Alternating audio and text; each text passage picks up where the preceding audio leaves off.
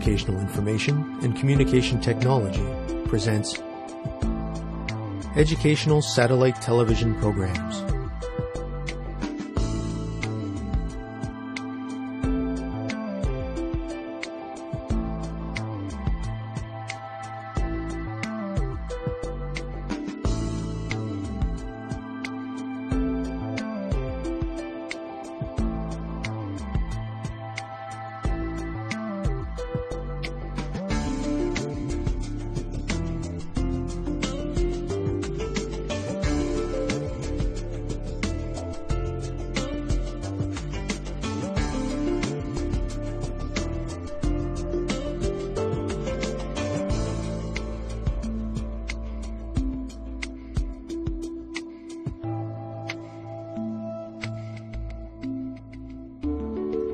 Hello, teacher.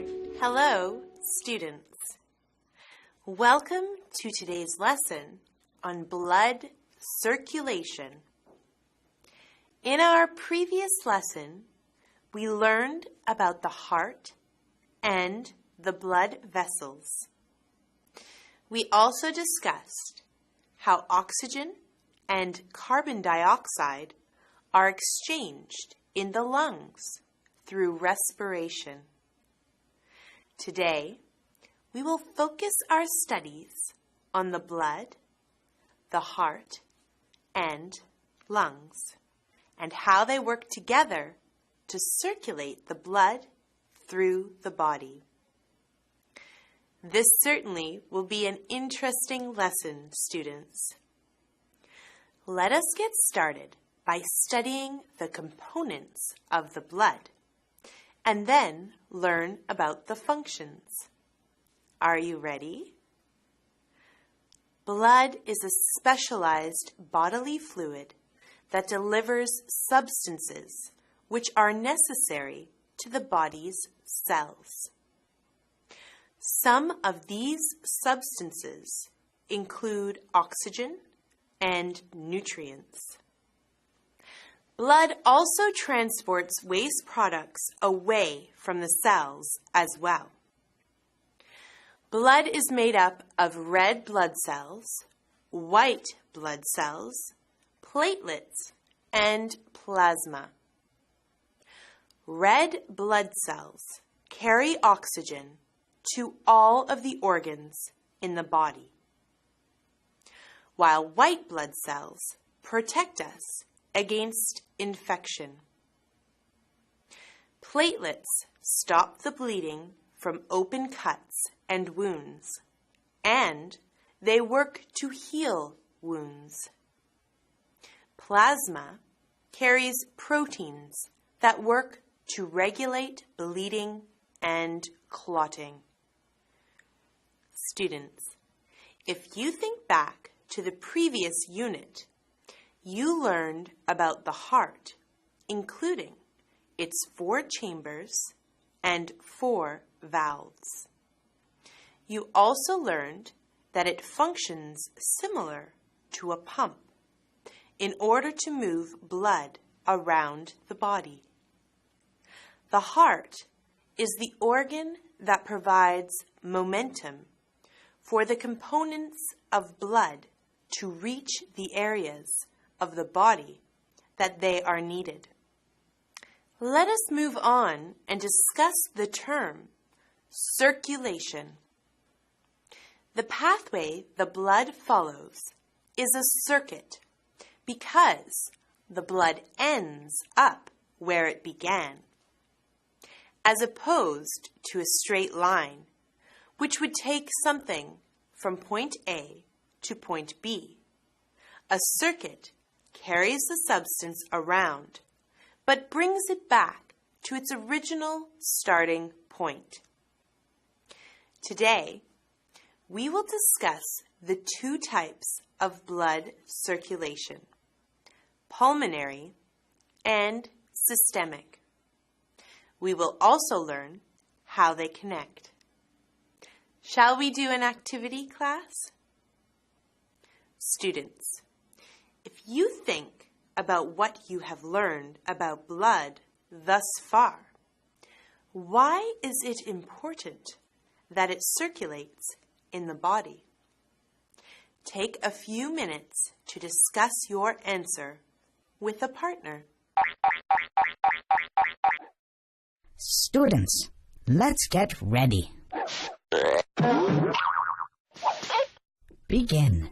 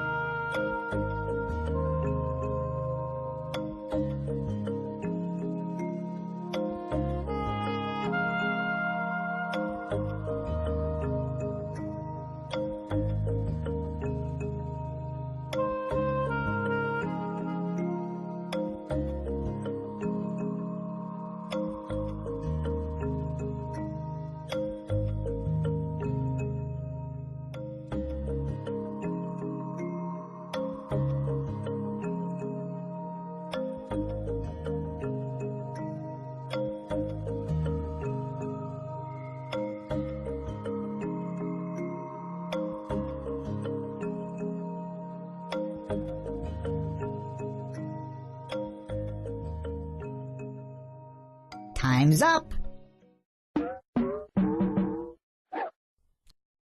Let's get back to our lesson. Welcome back, students. Great work.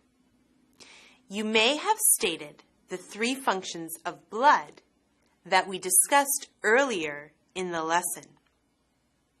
You may have said that blood carries oxygen and nutrients to different parts of the body. It also removes wastes from the body. As well, blood helps to keep our body temperature steady. If you stated any of these answers, then you are correct.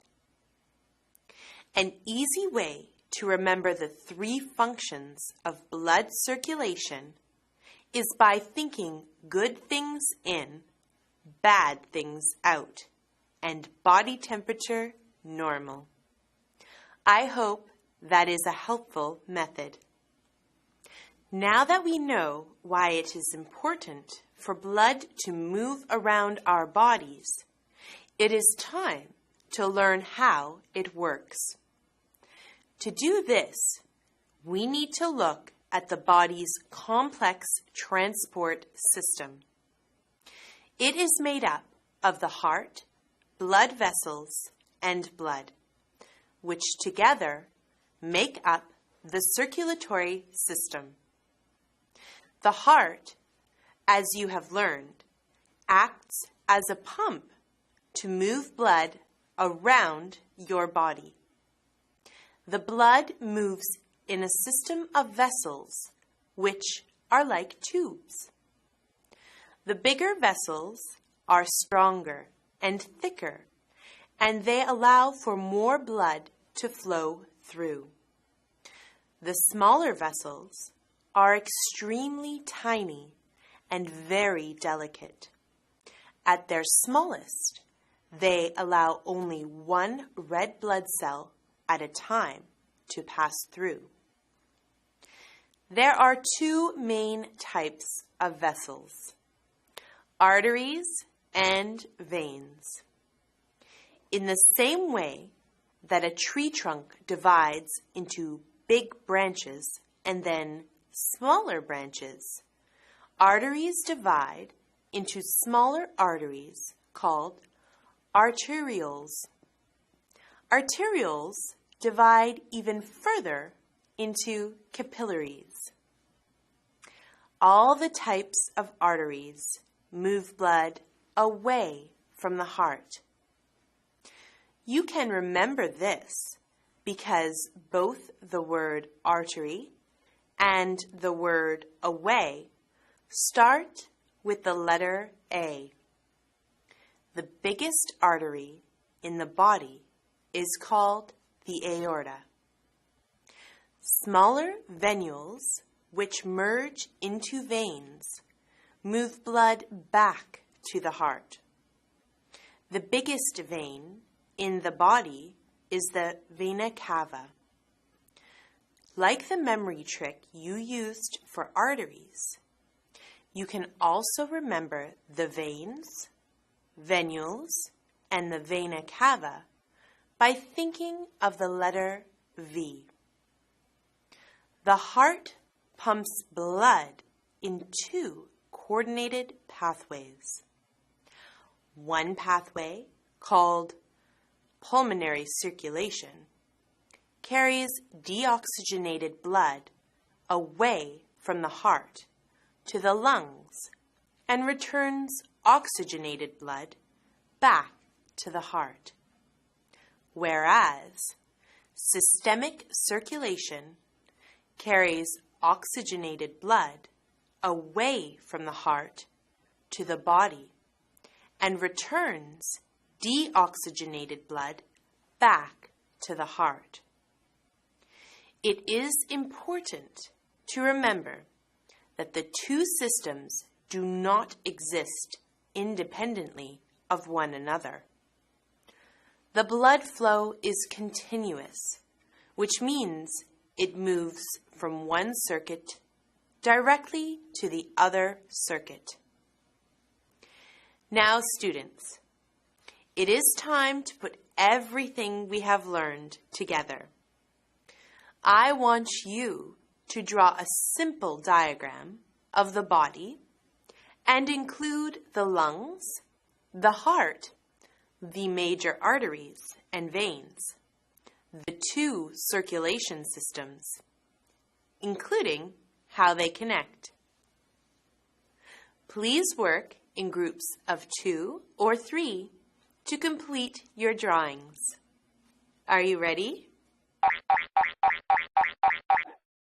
Students, let's get ready. Begin.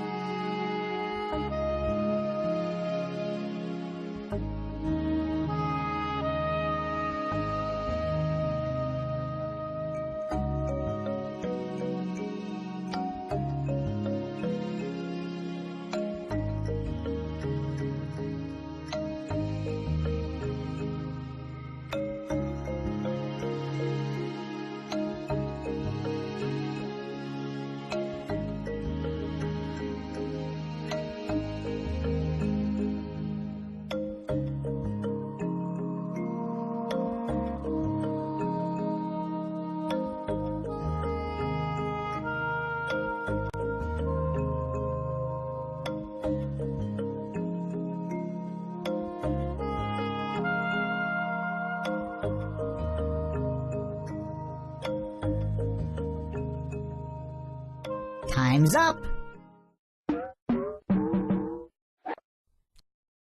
Let's get back to our lesson. Hello again, students. Were you able to complete your drawing? Let us compare your drawing to this one. Well done, students. That concludes our lesson for today. We learned that blood circulation is vital to our health. We discussed that blood moves in two directions, through arteries and veins. Arteries move oxygen-rich blood away from the heart, and veins move deoxygenated blood towards the heart, with the exception of pulmonary artery and pulmonary vein, respectively. The process by which blood moves into and out of the lungs is called pulmonary circulation. The process by which blood moves around the rest of the body is called systemic circulation. These systems are connected so that the blood flows throughout your body. Until next time, thank you, teacher. Thank you, students.